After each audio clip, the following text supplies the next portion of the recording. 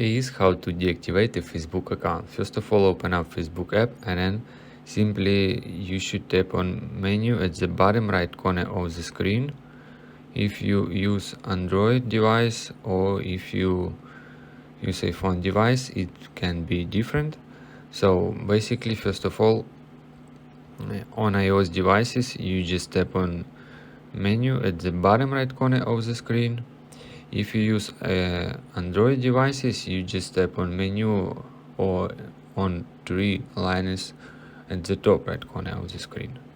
Alright, once you're here, there are two options to select settings. You just tap on the gear icon over here, or if you don't have the gear icon, you just scroll down a little bit and then tap on settings and privacy and then proceed to settings. Alright, once you're here, all steps are the same as for Android as for iPhone iOS devices. Tap on Meta Account Center.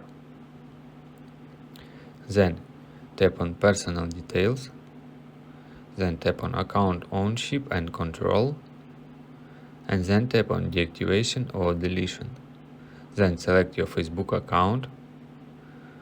Then next to Deactivate Account, select this specific